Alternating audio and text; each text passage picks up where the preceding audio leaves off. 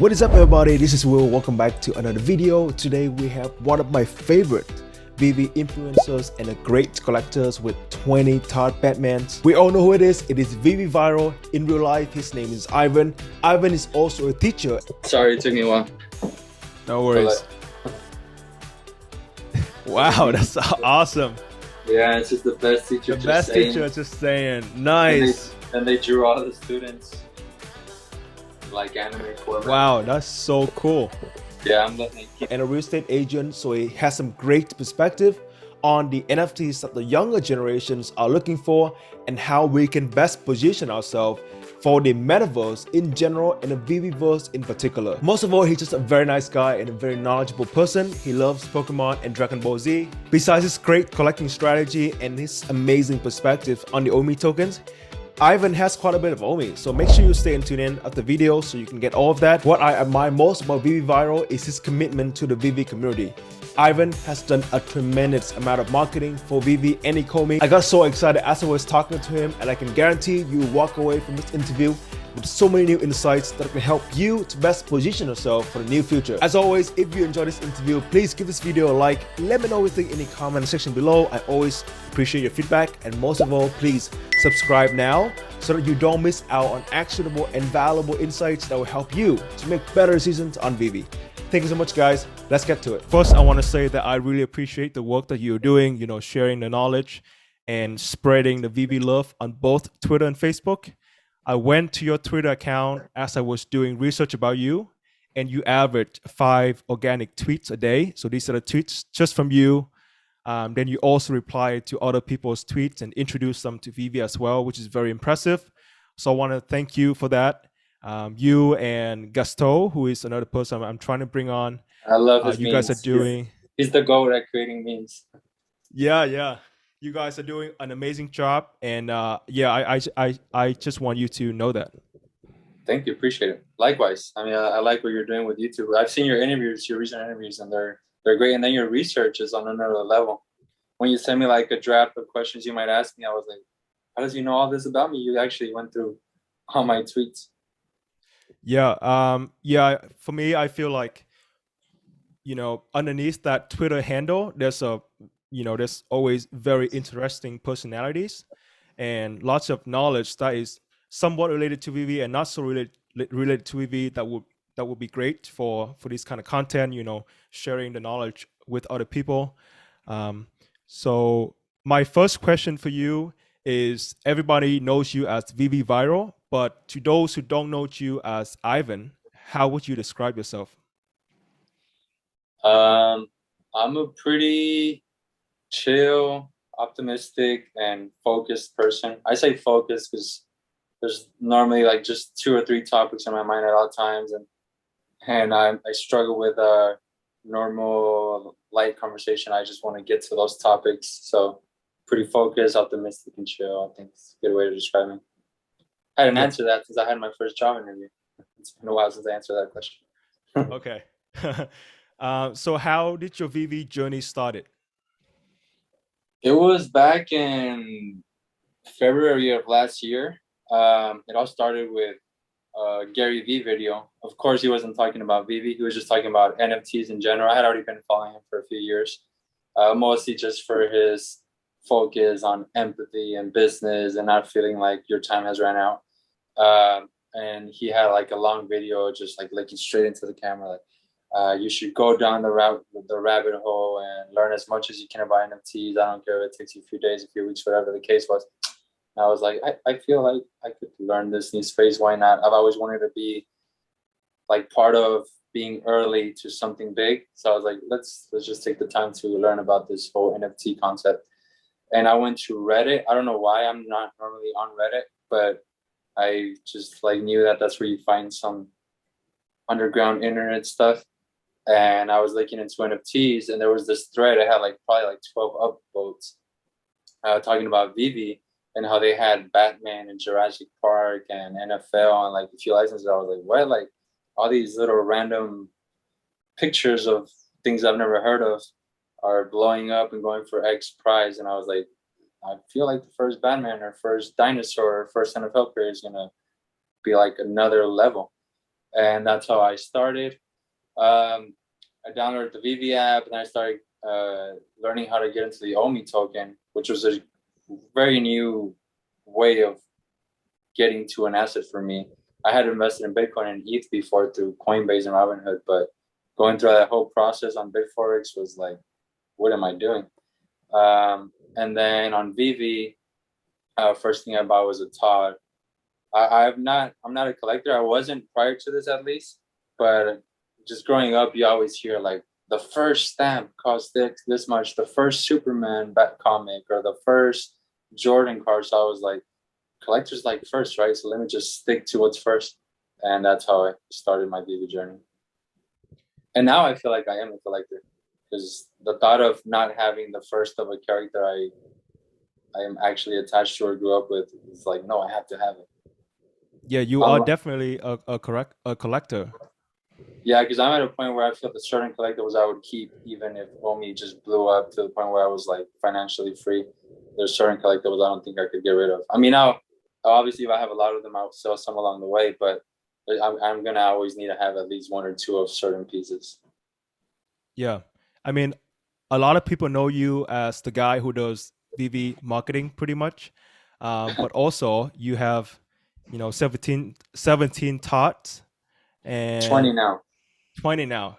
Oh, Jesus, I bought the congrats. last three for more than what they're worth now, though. The last three I bought like in March or April. I don't know, but they were like 7K gems. So I don't care. I still feel like it'll bounce back.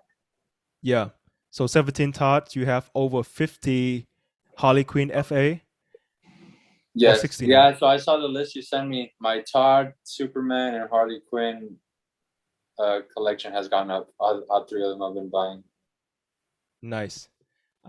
Yeah, so yeah, you are definitely a great collector. I think that your collecting strategy is something that is worth talking about, which we will get to later on in this interview. But I always have to be selfish and ask my favorite questions first.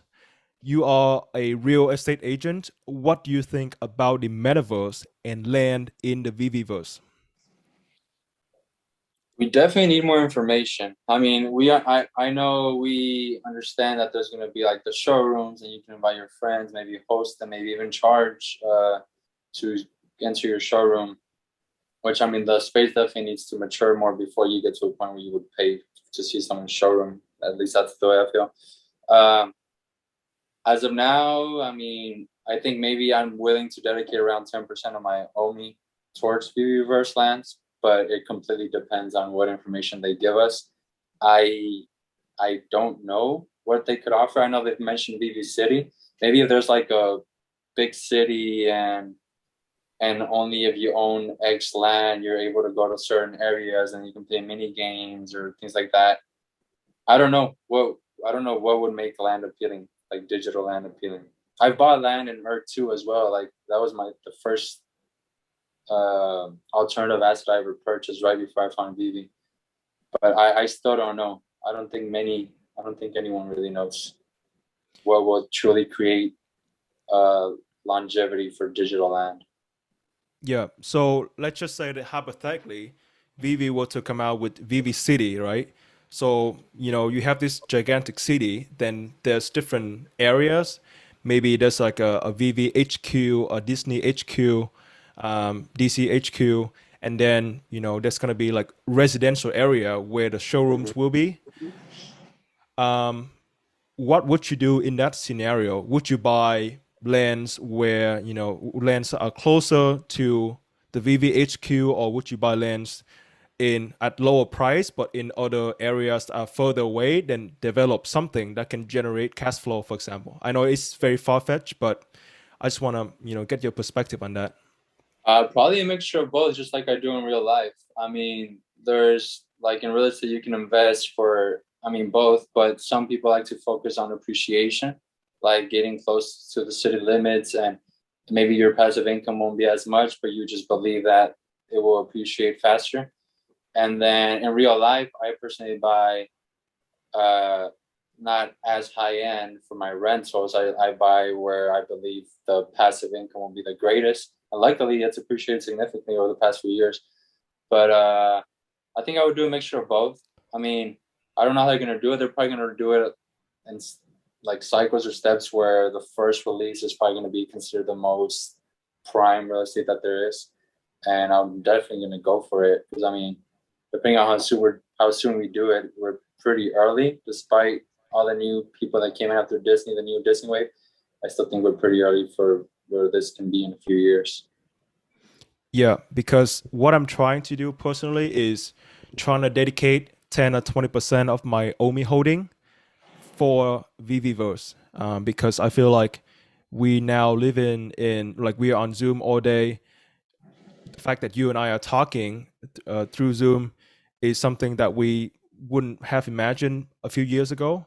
And then now, you know, kids growing up playing Fortnite and hang out in Roblox, for example. I feel like one day the land in VeVeVerse, especially how committed and passionate the VeVe community is, will make the land very valuable because people will be hanging out, chatting about Disney and other kind of things. So I'm trying to dedicate maybe 10, 20% of my VeVe bag so that I can play around with the land when it comes out, maybe in 3 to 5 years.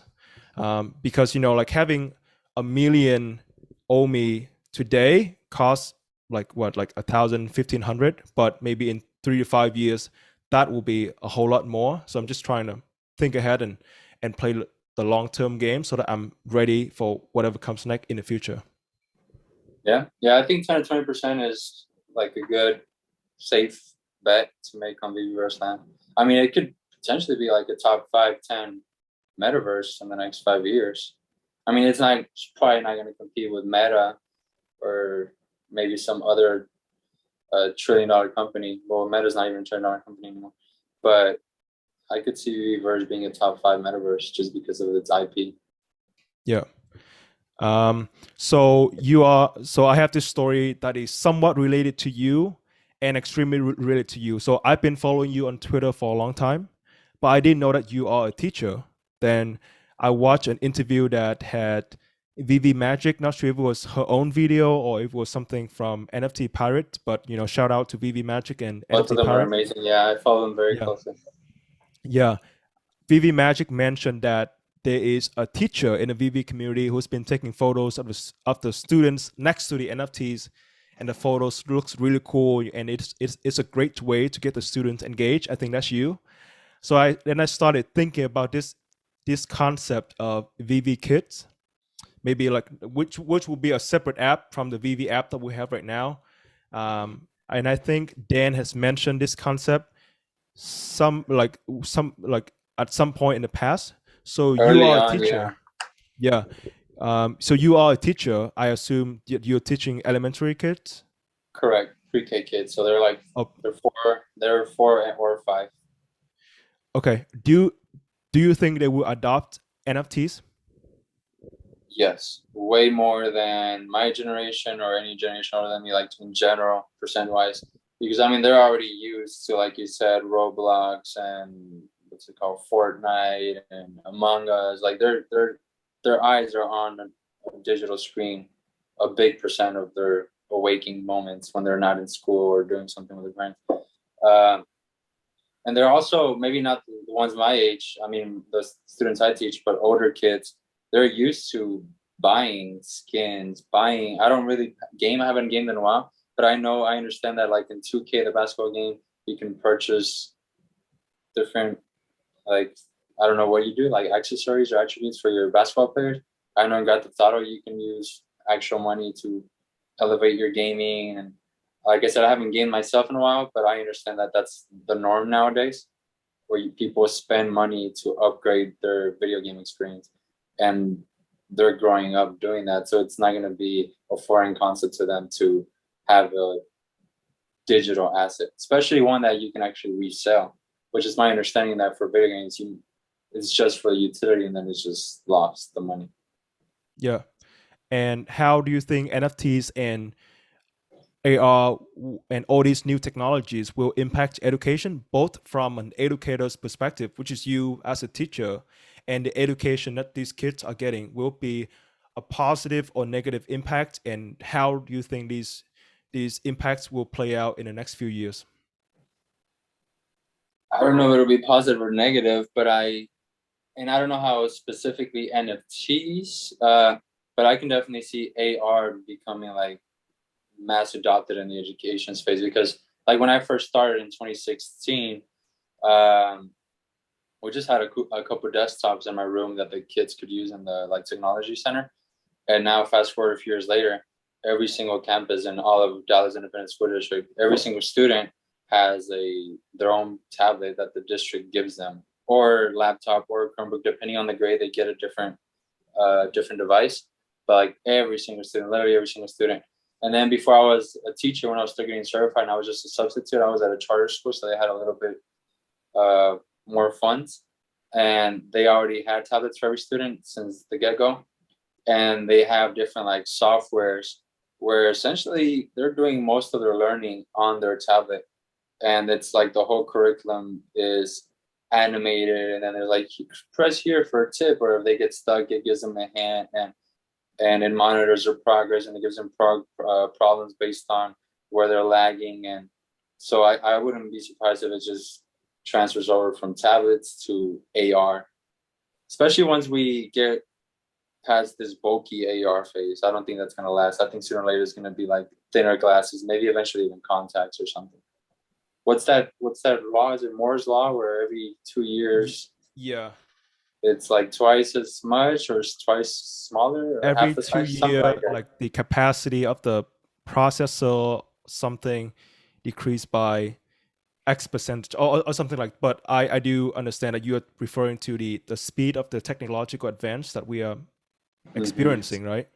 Yeah, because I don't think these bulky VR sets are going to be mass adopted quite yet. But as they get more cosmetically appealing as well, easier to use portably, because right now the ones you have are they obstruct your view. It needs to be something that you can see what's going on and while you're learning, or integrating both your reality with the digital. Yeah.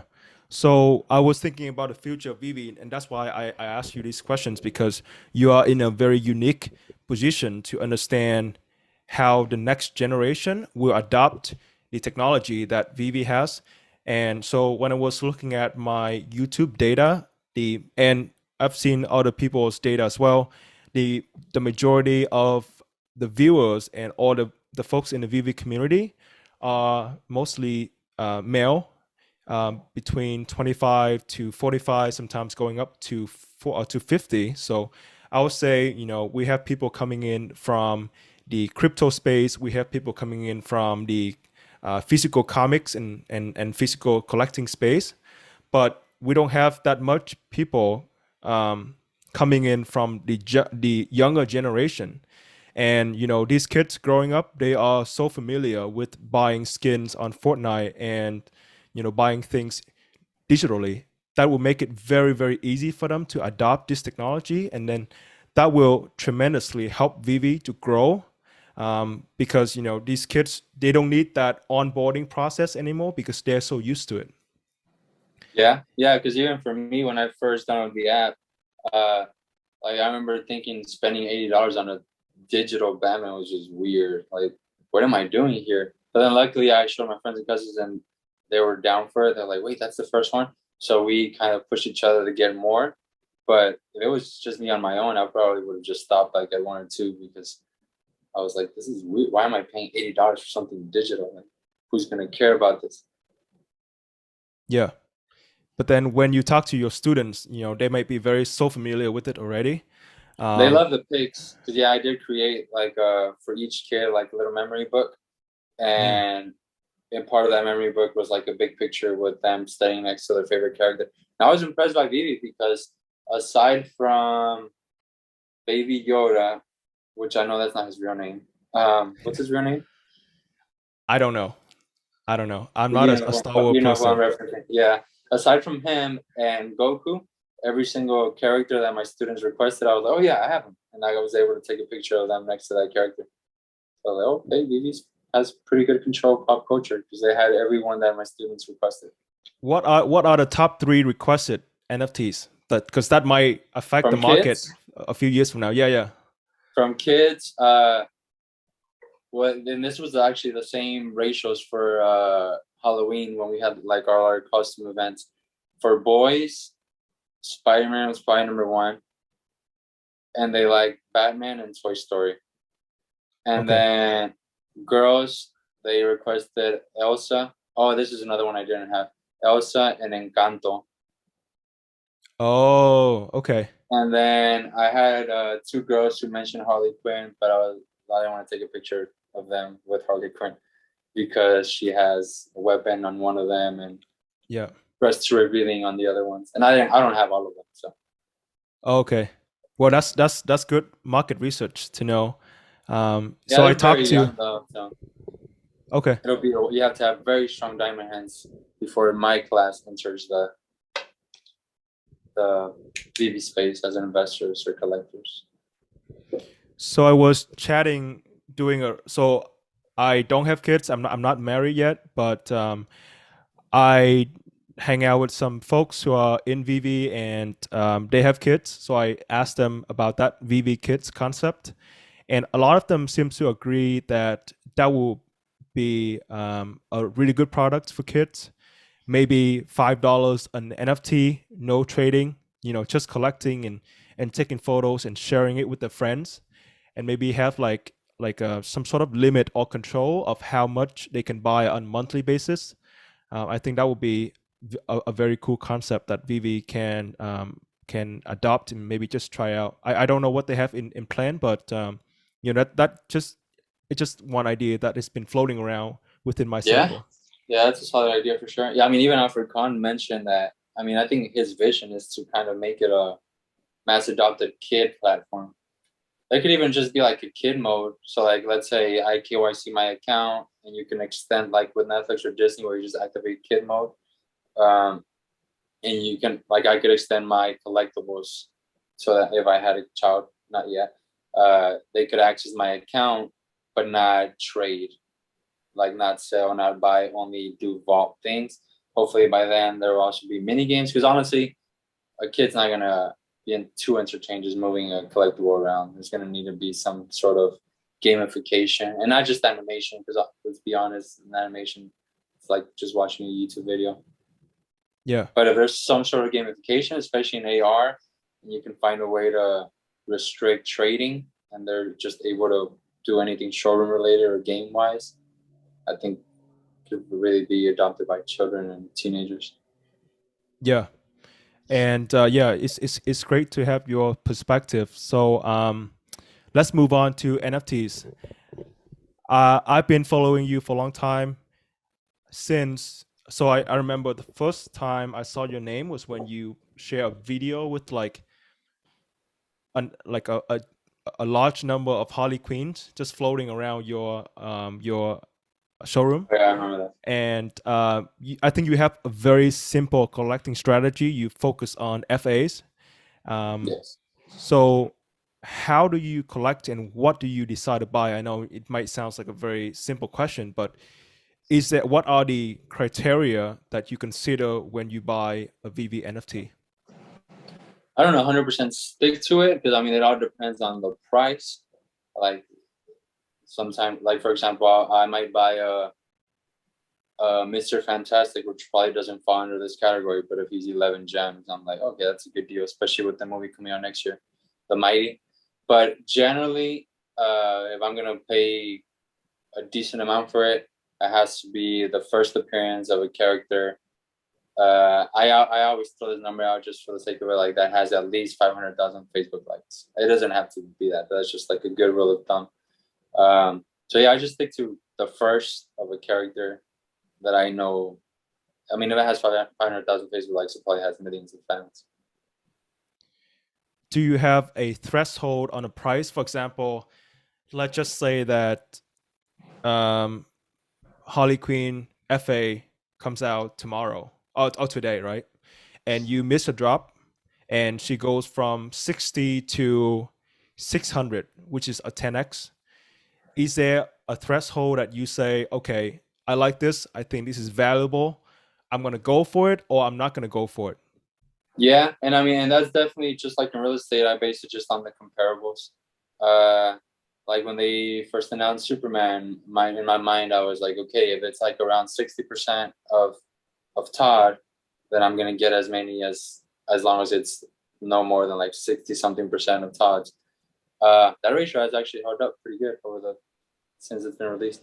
Or like if the Harley Quinn was being released for the first time tomorrow, I would say, okay, as long as it's X% the price of Joker, especially though the same edition size. So yeah, I definitely keep the threshold. I'm not gonna just get it just because it's FA and has millions of followers or Facebook likes or Twitter followers or whatever the case may be. Yeah. I definitely keep comparables in mind above anything. How many Supermans do you have? 10 right now. Nice. And I think they are I exactly like got the 60%. first 3 for like 100 or less. The first 3. So people think the FUD was bad now. I guess if we have a little pump now, but if people thought the FUD was bad like 2 weeks ago, last summer was way worse. I mean, people were selling Superman for like 60 something, 70 something after it dropped. We're talking about just one Superman, like 888 total, and people were selling it for like 70 something, 80 something. Because back then everyone was like, "Oh, VeVe wasn't at the cover of Comic-Con website. It's a scam," and that was the closest that I didn't stop buying, but that was the closest where even I was like, "Wait, what's going on here? Like, they're really not working with Comic-Con or this or that." But I still kept buying, luckily. Yeah. I do remember that drop. I didn't get him on the drop, but I bought my only one Superman that I have right now for 105 gems. Oh, that's a great deal. Yeah, which is amazing. I should have bought more, but you know, gotta be happy with what I have. Which is very interesting in a rare situation right now in the world across all asset classes. Because think about price. You bought it last summer, right? It came out last summer, around a year ago. How many assets right now, whether it's Tesla, Netflix, Google, Meta, Bitcoin, like nothing is up from 1 year ago today. Meanwhile, Superman, if you bought it last summer, you're up 20x or like 15x right now. So even though we're significantly down from all-time high, still pretty impressive to think how high things are compared to just last summer. Yeah. So something that I think very interesting to talk about is when you invest in the stock market, when you buy Disney stocks or whatever, like that's one way to invest in a company, right? But historically, Disney stock has been returning what, like, I'm just gonna throw out like an average number, maybe 15-20% even annually. I don't know, like between 10 or 15%. Yeah, and lately it hasn't been returning. I actually own Disney stock. I bought some like recently, but I think over the past 5 years it hasn't performed too well. Yeah, but then now if you were to invest in Disney just in a different way with VeVe, right? You're buying Disney assets also. That has gone up, you know, like 10-20x in just maybe like 6 months period, especially when we were talking about the January bull run. So I think when people find out that, hey, you know, you can invest in Disney, but just using a different method and having a much better return on investment, that's when the mass will come in, and that's going to help a lot. Yeah, it really is a tremendous difference. Like our expectations in VeVe.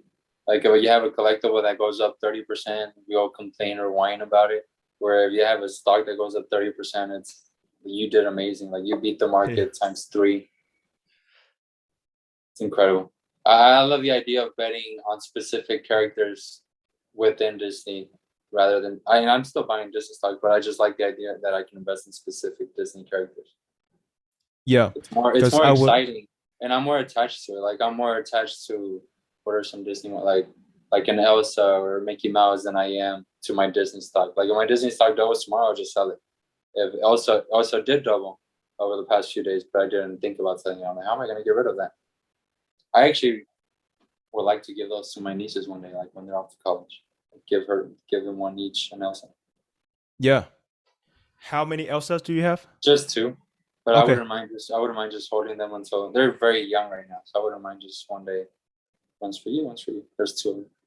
Yeah, 2 of them. I also have 2, and that's my best VeVe drop ever, because I got my first Elsa So I got both of them from from the Disney Golden Moment drops.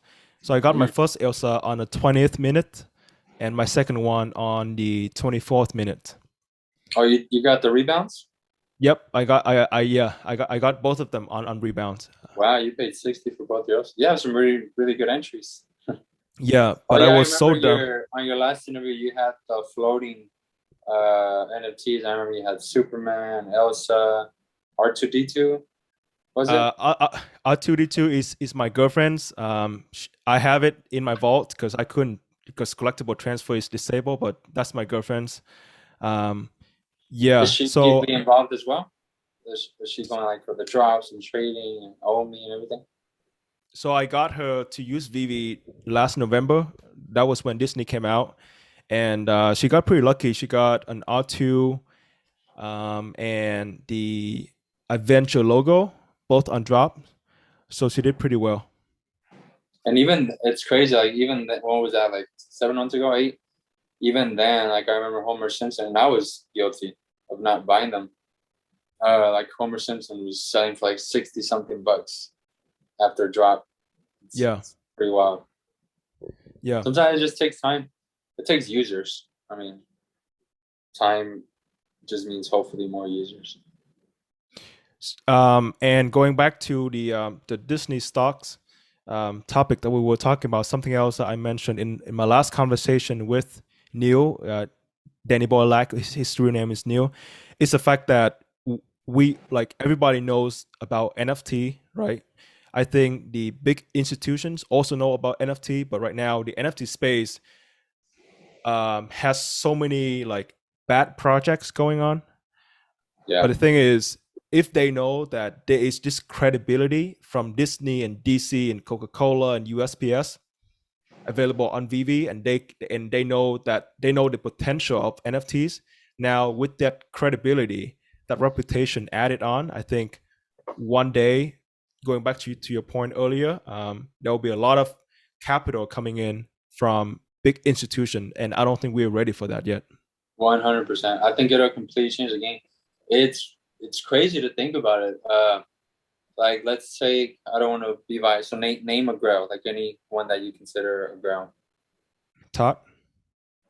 So I Yeah. bet like if you take remove the flex listings and remove the super low mint, I bet it would just take just a few $1,000,000 to basically buy all of them. Like if you remove the flex listings that are outrageous prices, and that's nothing because let's say $2 million.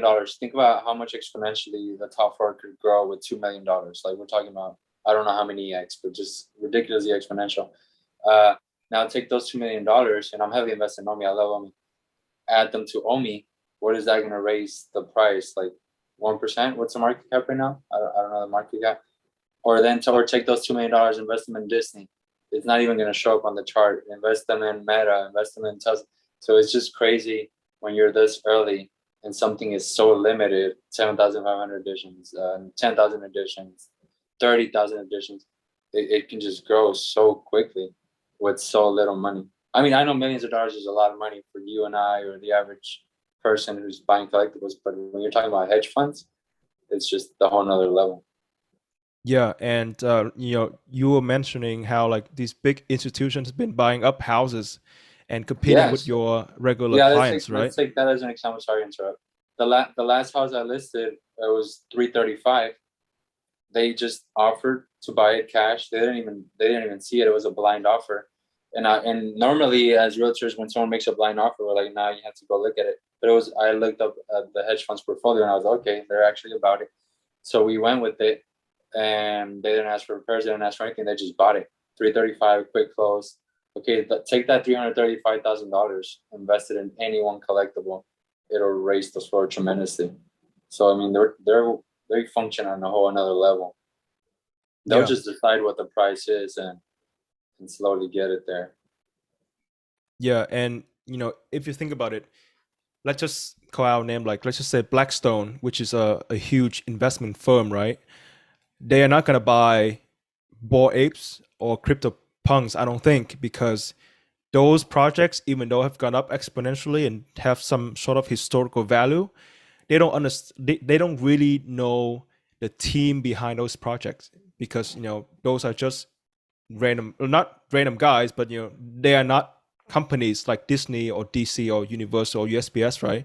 I think when those companies come in, they will look at that credibility that I was mentioning earlier, and I think we are I think we have the one example of that kind of institutional investing in VeVe already, which is what Dr. Profit is doing. I think 2 weeks ago I saw somebody who posted a screenshot of his wallet, of his gems wallet, and it's like almost a million gems. Like the number was like 999,000 He has a something ton something. of gems, yeah, and I'm sure his Yeah, collections were exponentially his amount of gems. yeah. He has And a lot. he just one guy. He's not these gigantic companies who are managing billions or hundreds of billions or potentially trillions of dollars. Yeah, so I definitely don't think we are ready for that yet. Yeah, and like imagine if you're managing people's investment portfolio like a hedge fund, like you said, Blackstone. I'm honestly not too familiar with them. I know the name, but like let's say you buy Bored Ape Yacht Club, and then that little scandal. I don't know in the end what the conclusion will be. I don't know.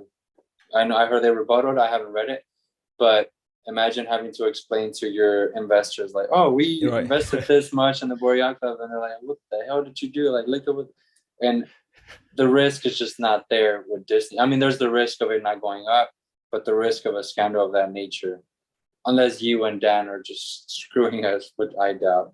I think they care too much.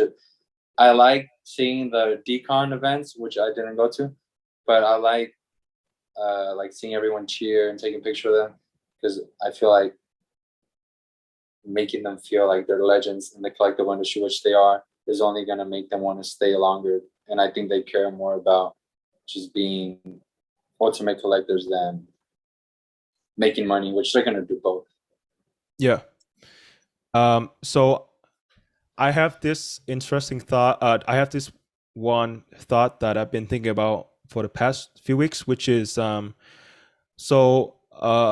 in this Discord group chat, and one great community member, ECOMI homies, he brought up a screenshot of one of the term or something from the terms and conditions of the VeVe app.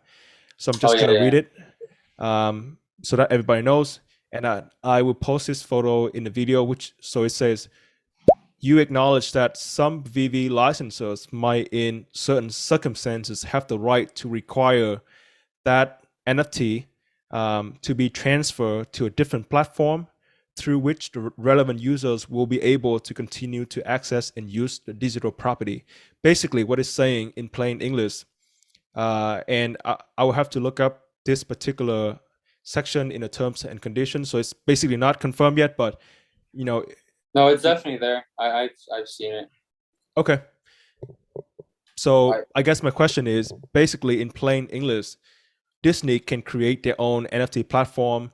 DC can bring the VeVe NFTs on, for example, HRO, something like that. Or and DC already has like NFT.DC or whatever. Like they already have their own right, which is funny. Hopefully Palm doesn't see this, but the other day they tweeted like the only DC NFT trading platform. This was like last week, and all the responses were like, "What about VeVe? What about HRO? What about Wax? What about it?" And they deleted the tweet. Oh really? But that's funny. Yeah, but yeah. When I first read that, my first thought was like, is it related to DC because DC wants their own trading platform? I don't know. I don't always read the terms and conditions. Like I've heard like that. I remember when that first came about because I think Cavell did a video on it. Someone mentioning something about how like Coinbase and Binance have like similar. So I don't know if that's just the standard for liability. I really don't know. Maybe we're getting screwed and we're going to be forced to move everything out. Yeah. So the reason why I wanted to bring this topic up is because VeVe is what it is because of these licensors, right? Because they have Disney and DC and USPS. Hypothetically, in the worst case scenario, those companies take back their assets and bring them into different platforms. Then VeVe will lose a lot of users because people are not buying and selling NFTs anymore. There won't be any more OMI burning going on, even later on when they released OMI utility programs, and when buyers and seller have to burn a percentage of the fee in OMI. If those licensors bring their assets elsewhere, then none of that's going to happen. You are, and we are both OMI investors, and firm believers in VeVe. What do you think Yeah, I about that agree. Like risk? if they force all the IP out of VeVe, all the major IP, that would be not. That'd probably be good for the NFTs. That'd probably be bad for OMI.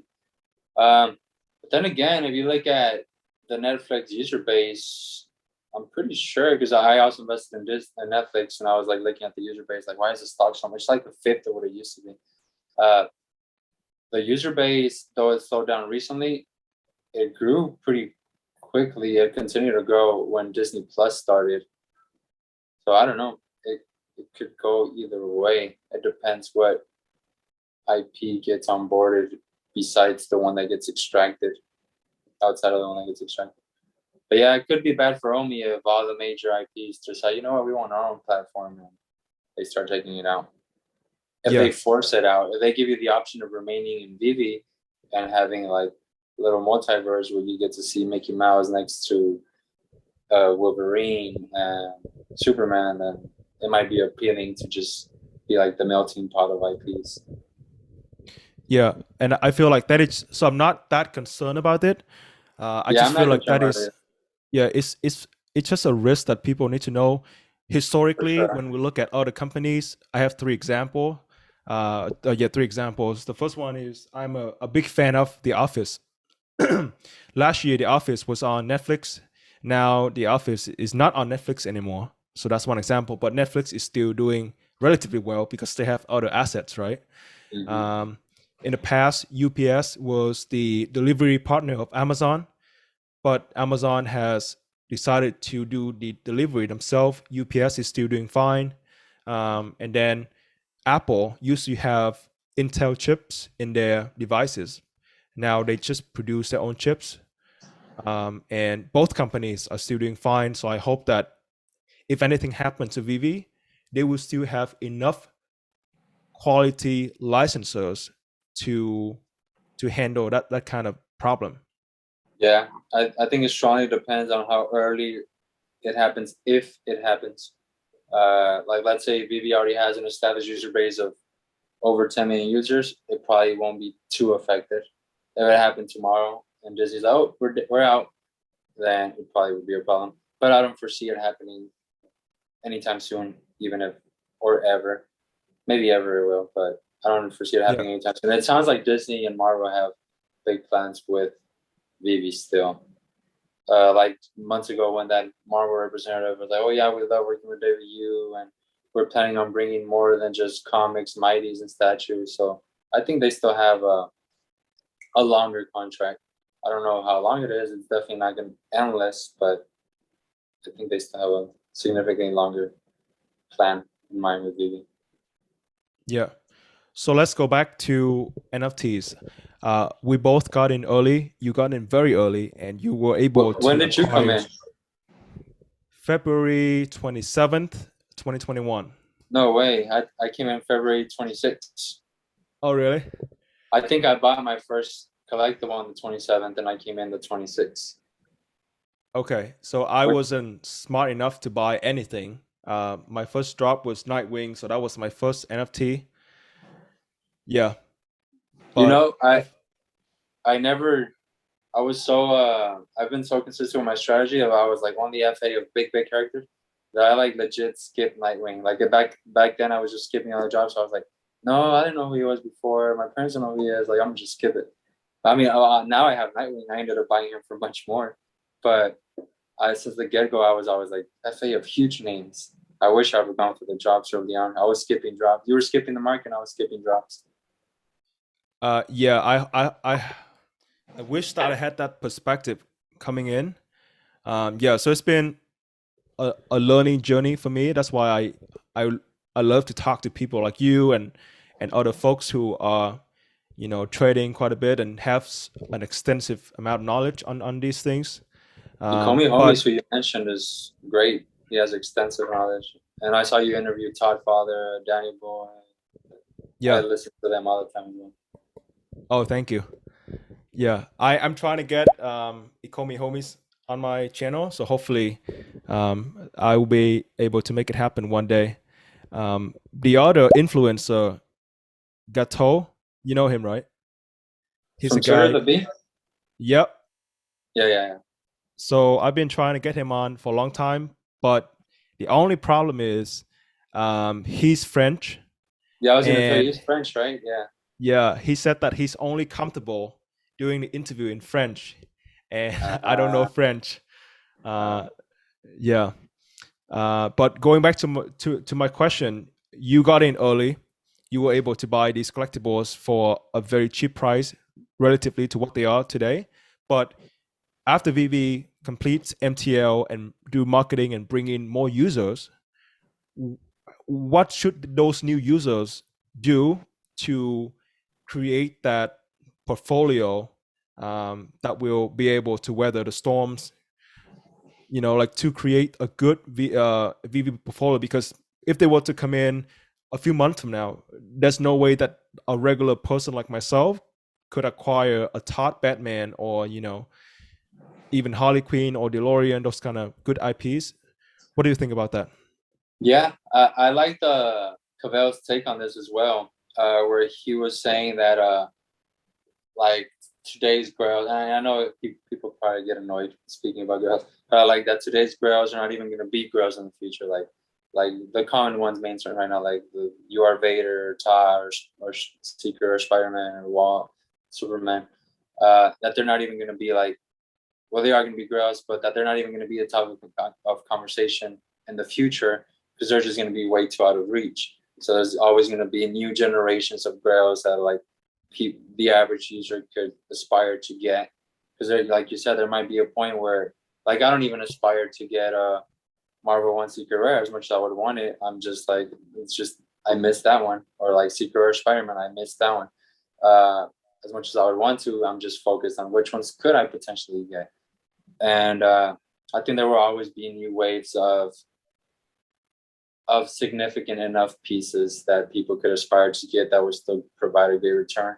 Like right now, there's on the app today, there's a ton of really big names who had their first ever drop on VeVe and are still like under 100 or under 200. So I think there will always be opportunity. Well, at least over the next few years, we're a little privileged, a little spoiled that every other drop, like yesterday or today we had Stitch, which I can't believe I missed it. I checked my phone, I was responding to tweets, and I checked my phone, it was 10:02. And I was like, crap, I missed Stitch, and I actually like Stitch, but I got it on the market. That's just an example of how spoiled we are that every week we're just getting the FA of a Disney character, of a Marvel character, a Pixar character. They're gonna run out eventually. I mean, unless Marvel just continues making new FAs significant. Yeah. I think there will always be opportunity. I'm not worried about a lack of opportunity for new users in months to come or years to come. So let's just say that tomorrow you have to get started with VeVe again from nothing, with just 1,000 gems. What would be the 3 collectibles would you buy? You have Oh, 1,000 gems. You have to get collectibles from the market. What would be some of the 1,000 collectibles gems. that you are interested in? I really like Joker, FA Joker. I mean, because we saw or we are seeing and have seen what happened with 2017 NFTs, like in general. Like it could be the dumbest little silly thing, but it was released in 2017, so it's historic. Now think about 5 years from now, 3 years from now, 10 years from now, how many major like mass adopted IPs were released in 2020, and there's only a handful of them. And now you look at the edition size, 7,500. Vader is definitely a bigger villain. I personally am not a Star Wars fan, but I know there's very very very passionate fans. So Vader's a bigger villain. Joker's probably number two. I think most people would agree that after Vader is Joker. And you look at the total edition size of 7,500 FAs, and look at the market cap of Joker. versus the market cap of the 3 FA Vaders added up. And Joker is like a tiny percentage. So I think Joker is a great opportunity. Every time I mention Joker, I have to mention Harley. So maybe Joker and Harley. I like Woody. Woody is special to me because I grew up on Toy Story and I just love the Toy Story movies. I'm And actually then, checking the price right now, so keep talking. oh really? Yeah. What am I at with Joker and Yeah, Harley? you It's are probably so like 800 or Joker. something. Yep. Like Yeah, Joker 700 is now, right? around Between the two of 700. them. Yeah. Yeah, between the two of them. Yep. I mean, I can maybe say Wonder Woman instead of Woody just to fill in the 1,000 because I think she's like 200 right now or something. I like Wonder Woman. I know you had the question about FAs that are not blockchain FAs, and Wonder Yeah. Woman is one of them. I like Woody. I like Wonder Woman. Flash is, if you look at the battle statue of Batman Flash of versus Superman. Frog, Oh, and okay. then look at Flash versus Superman. Last time I checked, maybe it's even down closer now. But when I checked, at one point Flash was like a third, and they have the same number of editions. And I'm just thinking, like years from now, if there's millions of users, which I think there will be, there's not millions of users right now, no matter what they say. But if there's one day actually millions of users like engaged and they don't really care about blockchain or all this, they're just like, oh, VeVe is like the mainstream app and FA is special, and they sort by FA. Flash is gonna pop up, and so is Croc. I am willing to make a bold statement right now that Flash will flip Croc because I know neither one is too exciting because you're like, why does Flash FA have to be part of a two character piece? And I agree. I wish it was just the Flash. And I know that Flash came out in HRO. I know that there's a little Funko Pop, I think like on Wax or something. But look at the price of the Funko Pop on Wax. It's like no one cares. There's other platforms that have released big names and no one cares. Will they care with time? I don't know. Like Barbie, I think already dropped. Teenage Mutant Ninja Turtles, which is huge, dropped, and I think you can get them for like $2-3 on Wax. So I think the fact that it's on VeVe it comes with a premium, just like if you're selling real estate in New York City versus you're selling real estate in the Wild Wild West somewhere.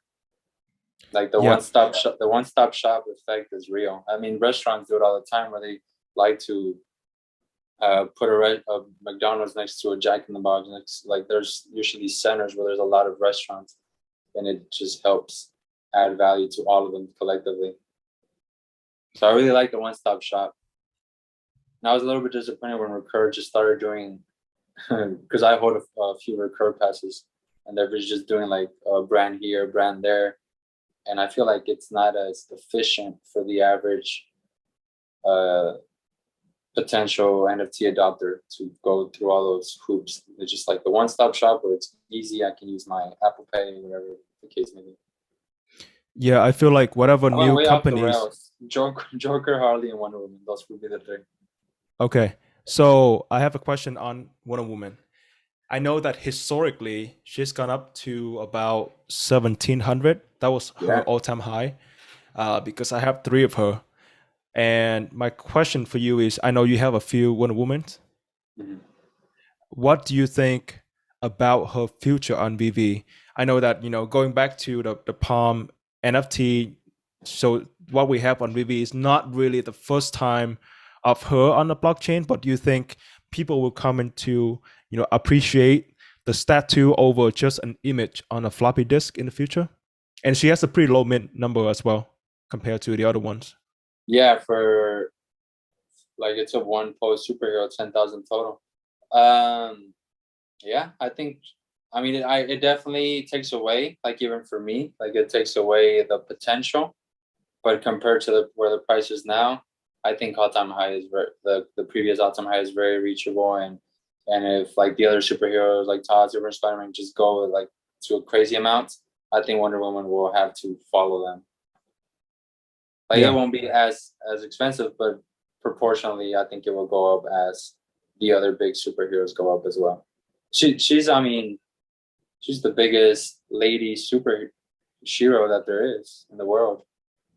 Yeah. And one person or a character could have multiple valuable collectibles. Like I'm sure if you buy the first ever pair of retro ones Jordans, they're very expensive, and so is the first ball he ever signed, and so is his rookie card. So I don't see why the first on blockchain for Wonder Woman as well as the first digital statue, I don't see why they wouldn't both hold value. But the floppy just doesn't really hold value right now, does it? On Palm? I actually don't follow any other project besides VeVe. I have a few bad cows, but I haven't checked on the rest of their releases and how they're doing. I mean, right now I know everything's down. Yeah. So what did you buy during the recent dip? Since when? It depends since when. Like when it first started dipping, I was targeting the big ones. That's when I bought more Tods. I bought 3 more Tods. I bought like 2 more Supermans. I bought, there were more than they are now, but that's okay. I bought, and now more recently, like the past 2 weeks, I bought a lot of common Vaders, common Spideys, Winnie the Poohs, a lot of Woodies. It's one of my favorites now, Woody. Cars, like Lightning McQueen. Because I was doing some research, and apparently Cars and Toy Story are up there with the best of them for like merch sales as well as movie ticket sales. They were up there with Avengers and Star Wars. It was like they were in the same discussion: Cars, Toy Story, Star Wars, Avengers, as far as merch sales. Granted, $20-$30 merch purchases don't necessarily translate into paying thousands for a collectible, but it just shows that there's a lot of fans out there. And I was also looking on Facebook, and there's a lot of collectible groups for Toy Stories and Cars, which I didn't know about. I don't know that they're going for extreme premiums, but they're out there. Yeah, I feel like the stuff that you are collecting, like the common Vaders, the common Spider-Man, and the Toy Story stuff, even though they may not go for a crazy amount like the Grails, they can be used as what's it called? You can sell a few of them and get liquidity for future drops. Yeah, exactly. It's my version of Silicon Secure's well moves, because you know how he does that with like Todd's. Like he'll sell a Todd every now and then and take profit. Well, I'm planning on doing that with the Mighties. Like I've been loading up on like the first Captain America. I know he's a little mighty, but he was real cheap. Or like the first The Thing, the first Sam Wilson, the first of the other Fantastic Four characters. Because right now, so many of them were just super cheap. So I figured if I stack them now for years to come, I could just sell one every now and then just to go for drops. And I feel like my Mighty's purchases today could become my drop money for years to come. Yeah.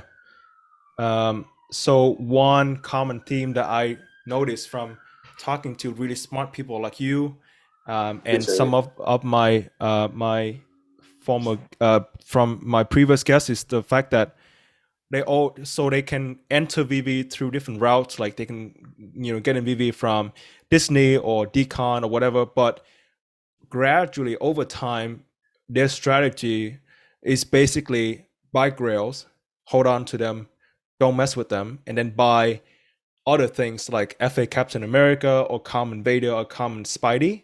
And when the bull market happens, they will use those cheaper collectibles, but still are very valuable and very with high demand. They will use them as they call liquidity pool, so that they can get more drops. So going back to your point on Captain America, I know this guy, his quote name is Matty Boom Boom. He has over 700 Captain America FAs. Jesus, the Steve Rogers? Yes. The Steve Rogers Mighty? Holy crap. 700. Yeah. Well, I hear there's people that have from David Yu himself, that there's people that have literally thousands of common Spideys. That's ridiculous. Yeah. Thousands of them. And just a few days, they probably went down. But I remember just last week, I bought a few of them for like $205, $220, $230. And then I checked yesterday and they were like $450. And I was like, wow, imagine the guy that has thousands of them. or girl, who knows who it is. It's wild. Yeah, and I think I remember David mentioned that when Common Spidey was, was probably like 50 or 100. So they are a lot cheaper than what they are today. That one really interests me because I don't have like that many for other things, but I really like it because besides Dragon Ball Z, Spider-Man and Batman are my two favorite heroes. And Dragon Ball Z has like 6 people I prefer over Batman and Spider-Man. But aside from Dragon Ball Z, like I love Spider-Man and Batman.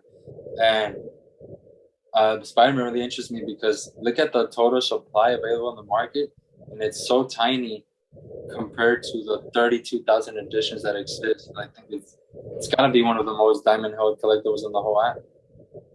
Yeah. So please give me an education on Dragon Ball Z. I know that you talk about that IP all the time on both Twitter and Facebook. Give me 1 second. I'm gonna bring something that my students made for me. It's my favorite student gift. Oh, look at the shirt. Yeah, yeah. I noticed Holic, that, and then you have the Pokemon hat too. Oh yeah. Sorry, it took me a while. No worries. Wow, that's awesome. Yeah, it's just the best teacher. The best teacher just saying, nice. And they drew all the students in like anime format. Wow, that's so cool. Yeah, I'm looking to keep collecting that. So they obviously know that you are a Dragon Ball Z fan. Yes. A huge fan. Yes. Why? I don't know. Goku's just like embodies just striving to become better, and then he's such a like light-hearted person in the most intense situations, and I don't know. I just really like the character development. Like you get attached to so many different characters, and I just love the progression that you get to see. Like from he's a little kid just doing little martial arts, and then eventually like aliens arrive and he's fighting robots, and now it's like a multi-dimensional fighting all kinds of, I don't know. I just like the progressive overload essentially. Yeah. So I don't know too much about Dragon Ball Z. I used to play Dragon Ball Z games on PSP a long time ago. So is that a global name, and is it still relevant to people, or it's more like an older legacy brand? Please call me stupid because I don't know too much about it. So please give me that education. I think maybe it did die down for a bit, but since Super came back, I think it's ramped back up because my students who are young, they really like Dragon Ball still. But I think for a while, I mean, they went like over a decade without releasing new content, if I'm not mistaken. I could be wrong. And it's definitely, I haven't been everywhere in the world, but I mean, I've gone to different parts of Latin America, and it's probably even bigger in Latin America than it is here in the US. Wow. And then I lived in Europe for a while, and I remember taking pictures every time I would see like Dragon Ball Z everywhere, and I was like, oh yeah, this is big over here too. I can't speak for the whole world, but I would say it's a pretty huge deal. I mean, it's probably not as big as Marvel. I would say as far as anime is concerned, globally, it's probably second to Pokemon. Okay. So do you think VeVe will be able to get that IP if they haven't like? I think so. I mean, they like in that edited video, there wasn't like a live video that Alex did with the team. He left in that it's over 9,000 reference. They've asked about it, and you has said that there's a lot of layers to the Dragon Ball Z license, but he's never said no. They've both said that they're fans of Dragon Ball Z. They've also both said that they've gotten everything they've ever wanted. Then there's like early on the ECOMI page liking different like Dragon Ball Z statues. I don't know. I feel like if Dragon Ball Z is gonna do NFTs, they're gonna choose VeVe. I would hope so. Come on, Alfred, Connor, David. So and please, this is this message to VeVe team. Please, no multiple posts. Goku, just one. One post, FA, please. I know that whenever a big character is released on VeVe, let's just say Goku, right? Everything else would dip at least 30, 50%, sometimes 75%, like when Darth Vader come out. So that will present many, many opportunities on the market. Would you spend your gems going after Goku and other Dragon Ball Z characters, or would you take the opportunities and load up on the other stuff that are probably undervalued because of the release of Goku? I almost always take the opportunities. For Goku, I would definitely go for Goku. Okay. I probably wouldn't sell things. I'd just put more money into the app and just buy Goku's. Maybe not like all that same first day, because I'm still gonna try to be smart about it and not let my emotions get to me. I want to end up with a good size amount, but maybe I wouldn't do it all on the first day. Maybe I would see how things play out. But it's tough because for grails like Vader or Watt and Spider-Man and stuff, they don't always dip too much. I mean, Vader went up and then it did dip, but then it just kept going up. Like, I didn't really grow up with Star Wars, but I know it's a huge deal. I think Dragon Ball Z, it's similar to Star Wars. It's not as big. I wouldn't say it's as big, but it's pretty huge. But similar in that it's pretty niche, because none of my students knew who Vader was, or my parents, but they knew who Star Wars is. And that surprised me. I thought like everyone would know who it is. But I know the people that do like Star Wars are just very passionate. And I think it's similar with Dragon Ball Z, where maybe not everyone knows every character in Dragon Ball Z, but most people would recognize Goku, and the ones that are into Dragon Ball Z are like very hardcore. Yeah. Like Okay. how many characters from Dragon Ball Z do you think you can name? One. Well, Just I can recognize how they look because I play all these games that were related to. Well, I play Dragon Ball Z games, like fighting games and stuff. So I know the characters, but I haven't been following Dragon Ball Z for a long time. But I'm aware how big it is, at least yeah, in the Asian country. yeah. Yeah, that's why like sometimes I would say like I have a vote where I only have what I believe are the top 8. And I have like first Batman, first Superman, first Spider-Man, first Darth Vader. I don't have Watt, but he would be in there. First Mickey Mouse. I think Goku would make it in there. Pikachu or Charizard, depending on which one gets released first. And for 8, maybe Harry Potter, Oh, maybe. But like sometimes people tell me, what about Vegeta? What about Gohan? And for me, they're a huge deal. They're being my top 8. But I'm like, you gotta understand, not everyone is obsessed with Dragon Ball Z like us. So most people just know Goku. yeah. So let's kind of transition to Omi a little bit. Yeah. Today, the price of Omi is, let's just round it up to 0.0015. So with $3,000, you can buy 2 million Omis. If you were to have $3,000 laying around, would you buy 2 million Omis or some NFTs on the market, or third option is sort of like a hybrid option? How would you allocate that $3,000? Omi. Um, but the number one reason why I say Omi is because my VeVe vault is worth more than my Omi bag. So until there's some sort of balance, I'm gonna keep buying Omi more aggressively than VeVe. Which I'm still slowly buying both. I mean, I've just bought so much more VeVe than I've bought Omi. And you have 30 million Omis, is that right? Yes. Okay. And I want more, and I wanted to buy more this weekend because of that. I have a new commission now, but it went up 50% Yeah. because it was in the 10s, and I got some buys in the 10th and the 11th. I'm not gonna wait for 3 zeros. I don't want Omi to one day be multiple cents and be like, oh, I didn't buy because I was waiting for 3 zeros. Like I was perfectly content buying in the 10s.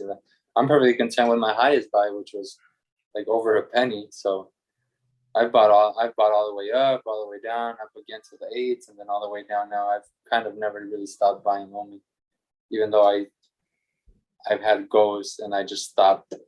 I mean, I never stopped after I reached them. So Yeah, I feel like back when Omi was 0.008, then we wish we bought Omi at 0.003 because it hovered around exactly. that level for a long time. But now we are debating whether to get Omi at 0.0012 2 or 0013, right? Yeah. Uh, they're Yeah, very that's why I don't want to very get different greedy because play. I'm like, should I buy the 1.5? I'm like, no, I want 1.1, but I'm like, what if I'm being greedy if it just doesn't go back? I don't know.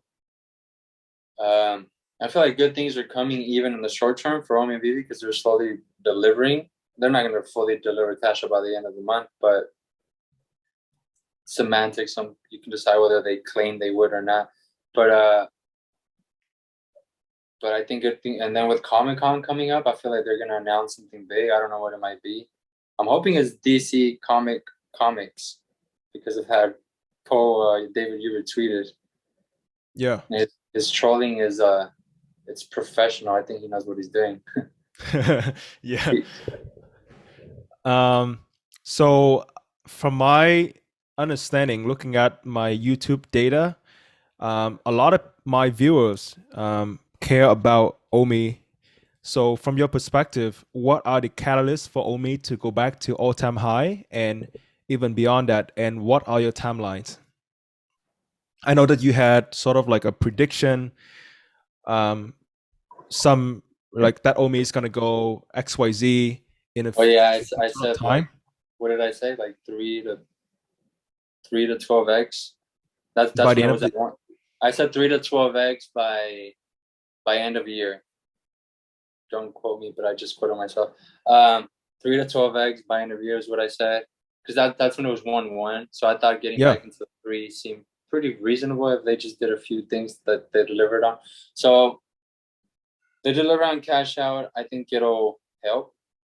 I don't think it's gonna like just pump it, but I think it'll just slowly grow confidence and the people that were like, screw this, I'm out. This is a scam. I mean, it's understandable when the NFT space is shady as it is, and now you have a company that's like, you can't cash out, but you will be soon, and then it's like again soon and soon, and I can see how the average person is like, they're scamming us here. Catalyst exchanges are definitely one. I don't know that right. I don't know that right now is the best time to release exchanges. I feel like if they truly wanted to, they could release exchanges. I think they have the money and clout with their IP to get exchanges if they wanted to. That's one catalyst. The OUP article being a bullish one, the OUP article. Like if it shows that there's a ton of ways to burn the circulating supply, I mean that's gonna make everyone bullish. Then the actual implementation of OUP, OMI to NFT. I mean, if we know that every transaction on VeVe is burning OMI, it just gives you like peace of mind to know like slowly but surely it's like I have the same amount of liquid in this drink. Slowly but surely the cup is becoming smaller, so a greater percentage of the cup is filled. So it's like, oh, I love this. So just deflationary tokenomic implementation, exchanges, um, the sale of accessories and land, which I don't know when that might come, but like you said, you wanted to use 10 to 20% of your OMI. I said around 10%. Let's be conservative and say like 8% of people, 8% of OMI is used. I mean, that's a big burn for the circulating supply. I think just more burn mechanisms and more exchanges and finally marrying OMI to VeVe. Yeah. I think right now what they have um, out there is kind of weak. You know, we have these games, but not many people are playing them. Like not at the level that would be enough to burn enough OMI that would affect the price. Yeah. But I'm pretty excited for OMI to NFT because that's when both the buyers and the sellers will have to pay a fee in OMI, which will be burned. So considering that, you know, if they can put out MTL, that will have a very positive impact on the new users in general. So that's when they can do marketing. They bring in new people, more transactions happen on the app. We don't need to care about OMI's buybacks at this point in time.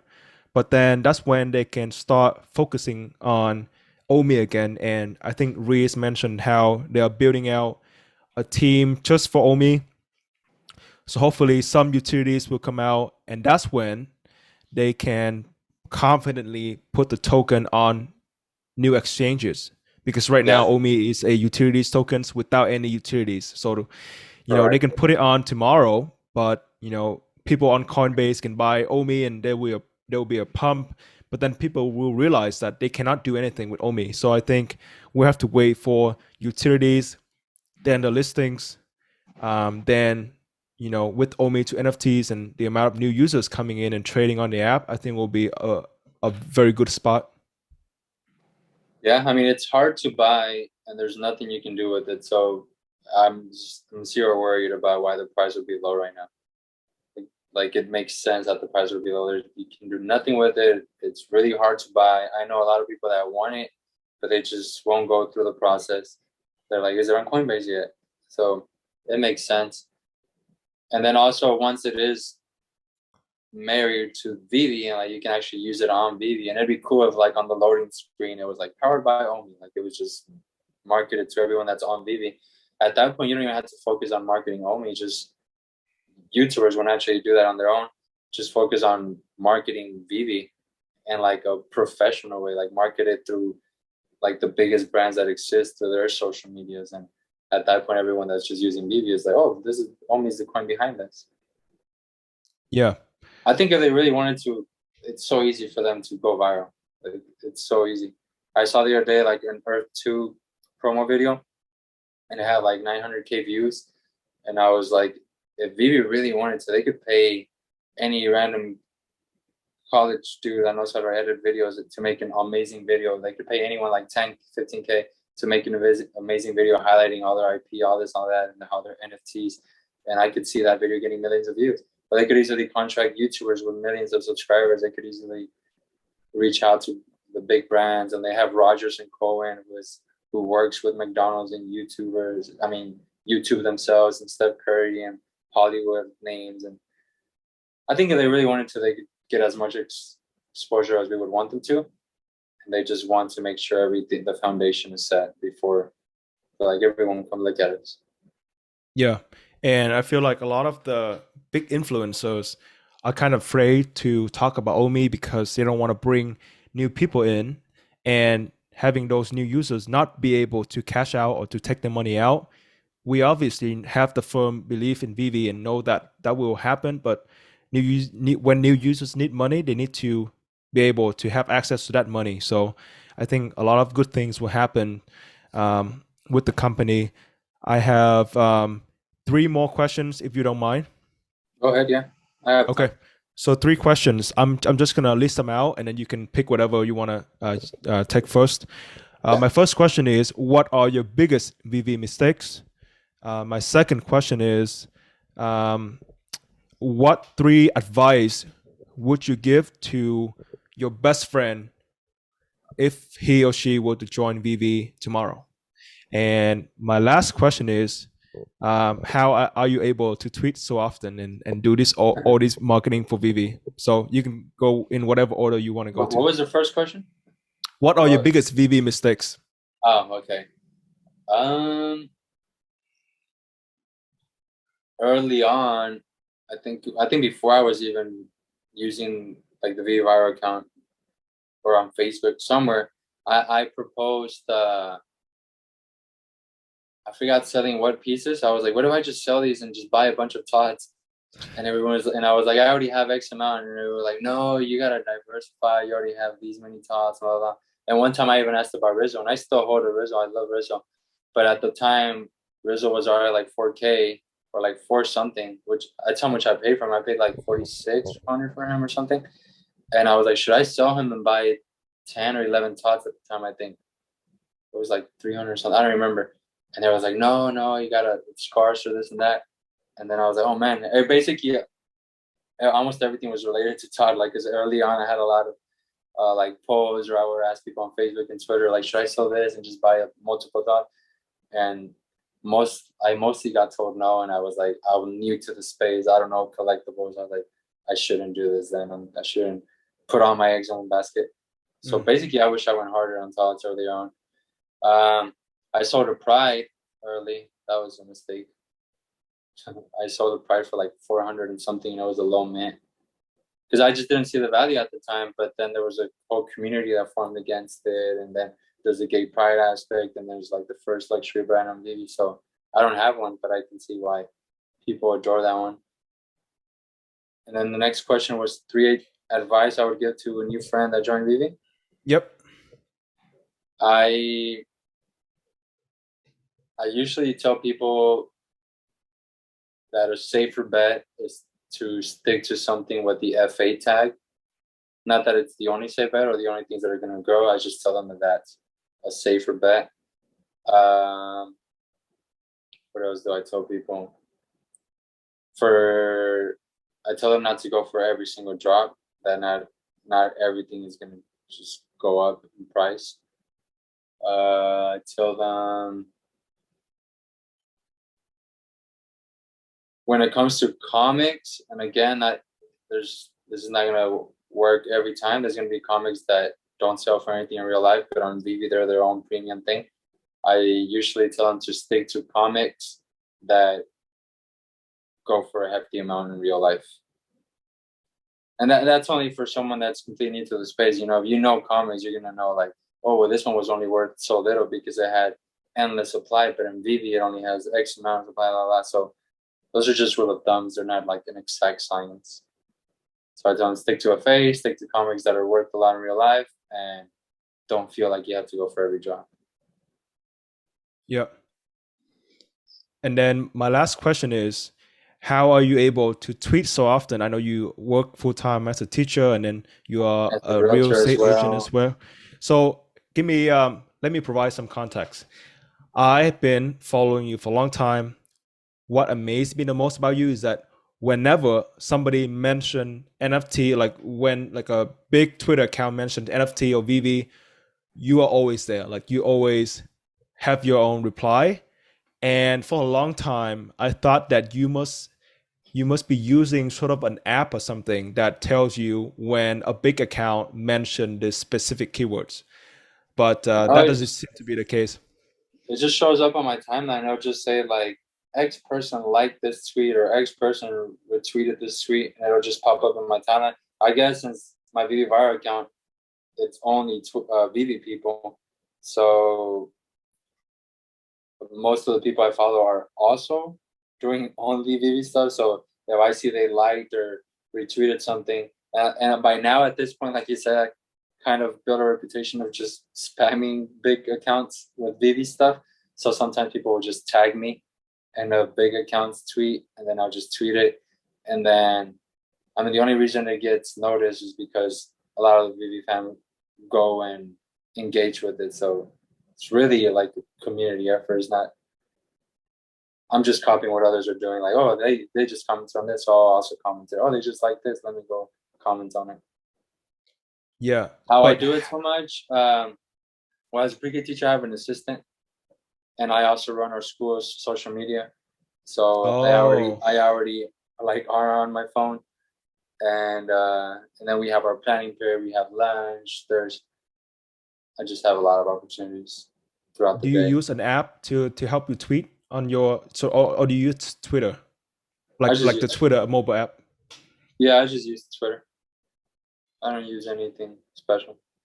But how do you create such like high quality text content in a short amount of time? Like you tweet so much, and it's not like, oh, I like this, or like an emoji or like a GIF. You actually have several sentences that are very concise and that have a lot of information. I mean, it takes 5 to 10 seconds to have it, and that's why I have so many spelling errors half the time. Because I'll just like look at something and I'll just respond super quick, and it's just like saying something out loud. That's why I haven't really done YouTube, because that requires, I commend you guys for this, because that requires one, like you're being out, like your face, you're exposed, people might be judging you or whatever the case may be. And Twitter, I'm just like, oh, 5 seconds I said this, 10 seconds I said this. So have you always been tweeting this much, or not at all? I hadn't used Twitter since like high school. I mean, I graduated in 2012 from high school. So it wasn't until VeVe came around I started watching YouTubers. I think at the time I was watching like Earth 2 Mastery and like Tabs and Cryptomaniac and a few others. And then I started like seeing in the comments like people mentioning Twitter, and I just got on Twitter and started following them. And then I hadn't realized Twitter is like built of communities. I just thought it was like just the internet, you know, but maybe that's just a special case for VeVe or the NFT world, where all my tweets are related to VeVe, and everything that pops up on my timeline is just like a little enclosed space in a way. Yeah, it just amazed me how you actually do it. Like, what is the motivation for doing this organic marketing for VeVe? Because it looks like you put a lot of effort in them. And I know you said 5-10 seconds a tweet, but your tweets show up on my feed, and I like them a lot, obviously. But Thank you. yeah. It was just an outlet. I think all of it, like you with your YouTube, is probably your outlet. And you're also on Twitter. So when you're just surrounded by no one that gives a damn about little digital collectibles, you're like, who do I talk about this to? Because you see it as an amazing financial opportunity. Plus, just it's an exciting space, and it's my way of letting it out, my enthusiasm for the project. Yeah, awesome, man. VeVe hasn't been able to do much marketing, but I think the community has grown a lot because of your Yeah, I feel work. like OMTO is what we need before the community gets back on it. Because aside from Twitter, I don't know about you, I don't really tell my friends and family that much anymore. I'm like, well, until there's cash out, I don't want to keep telling them soon, soon, soon. It's a little bit embarrassing. So I'm on the same boat. I have nobody to talk about when I want to talk about VeVe.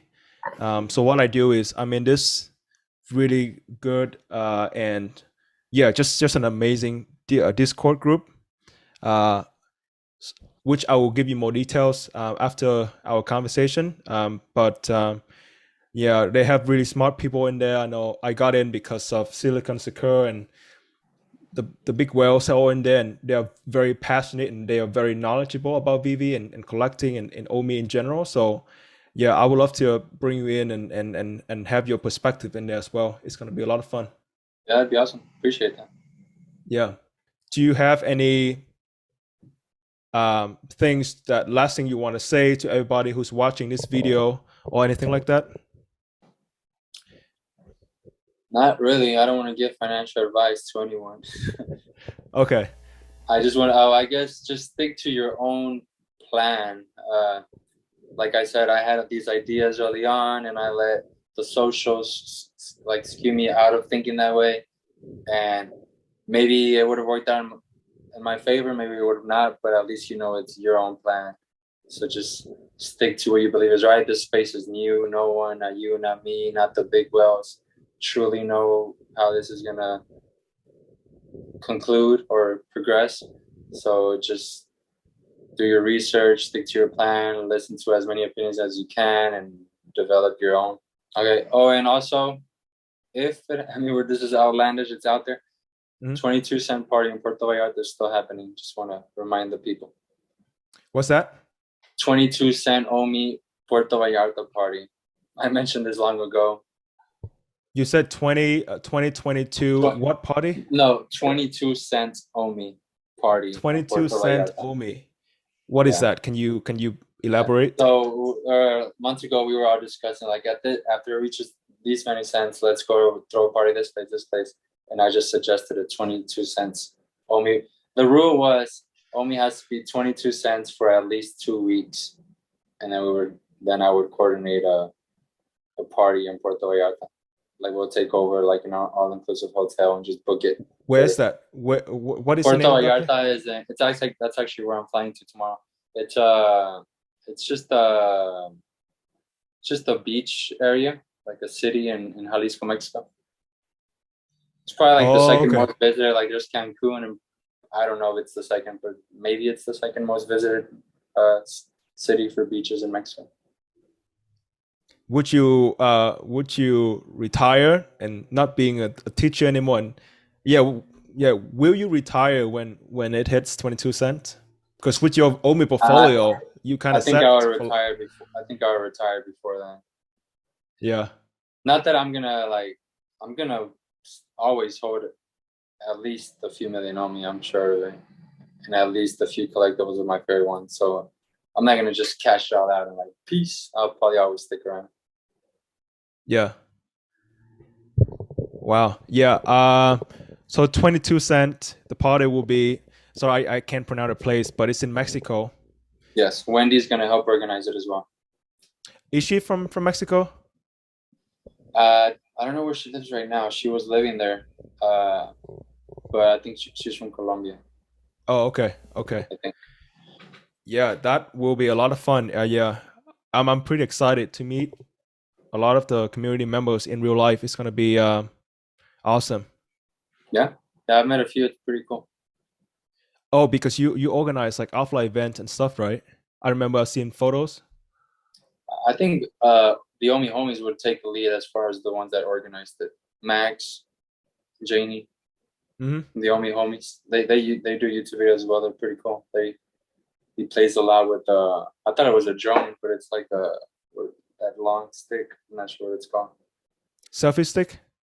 Yeah, one of those. Oh, okay. Yeah. All right. Ivan, thank you so much. And I hope that we'll have a second conversation in the future. And I really appreciate, again, your time and, sharing all the knowledge and experience with me and the viewers today. Yeah, for sure. Yeah, have a good one. Appreciate it. All right. Thank you, man. Yeah. Thank you. Appreciate it. If you have enjoyed this interview, please give this video a like. Let me know what you think in the comment section below. I always welcome any feedbacks or comments that you guys have about these videos. And most of all, please subscribe so that you don't miss out on actionable and valuable insights that will help you to make better decisions on VeVe. Once again, thank you so much for being here, guys. I hope to see you again next time. Peace.